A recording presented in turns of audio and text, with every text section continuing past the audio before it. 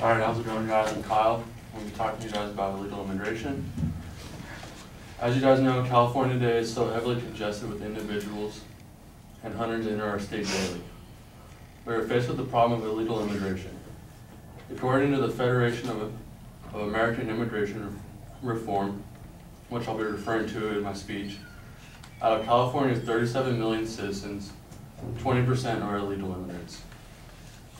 My major proposition claim is that illegal immigration has a negative impact on California. Its impact on the state negatively affects jobs, education, and crime rate. My first secondary claim states that illegal immigration has a negative impact on jobs. Here in California, we are faced with diversity in job sectors. We all know how hard it is to get jobs today. Many of us in this room may struggle currently or in our future to find a job. Many of today's illegal immigrants dominate labor jobs. Employers hire these illegal immigrants because typically they are willing to work for less or equal to minimum wage.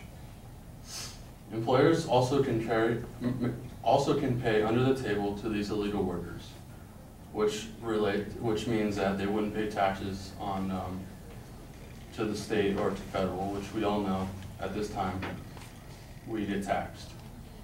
Nearly 3 million unemployed workers in California are competing with 2 million illegal immigrant workers who are willing to work for less than minimum wage and longer hours, according to FAIR. This takes away from California's taxes on the citizens. My second major claim is illegal immigration hurts education. Education in California is important to developing a better state and society.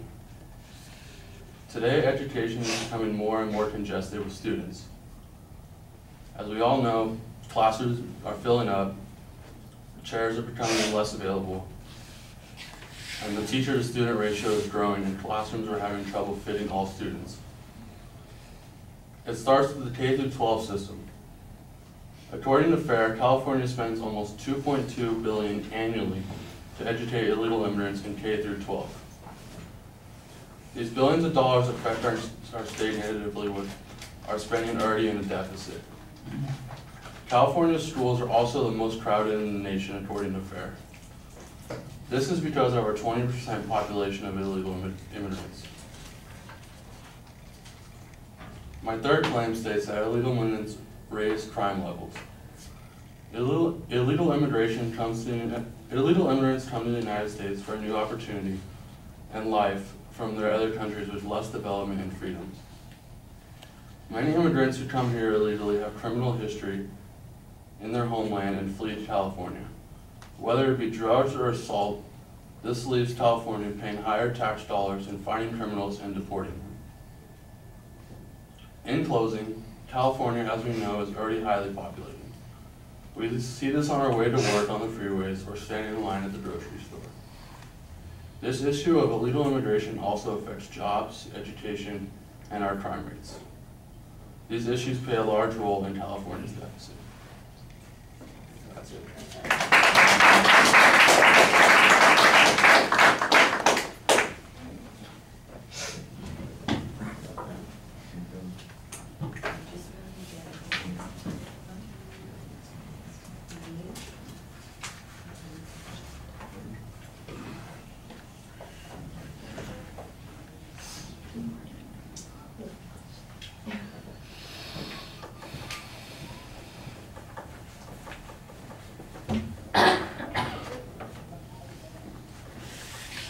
All right, the structural things are fine. You've got the proposition clearly stated. There's a good preview. You signpost all of those things in the body of the speech so it's easy to follow.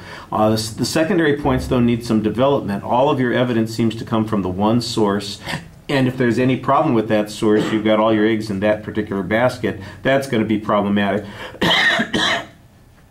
And even though you've got information on each of those points, I'm not sure that it's entirely sufficient, especially for some of the claims that you're making, because you're talking about the population in the schools, for instance, causing the particular problem, but none of your data talks about that. It just talks about how much we spend on the schools. You make inferences about the teacher-student ratios, but we don't have any information that supports that. So I'm not saying that there isn't that kind of information, but I am saying that it doesn't get supported in your argument, and those are presuppositions. On the third point, you claim that many people who are immigrating here have criminal records. Well, I don't deny that there are people who immigrate here who have criminal records, but as a proportion of the people who immigrate here, what proportion have criminal records? There's no information. You don't really present any source citation or information on that particular point. That's all asserted. So although there's a good structure and the claims are clear, the problem here is in the substance of the grounds for your argument, and I think you need much better data than you have.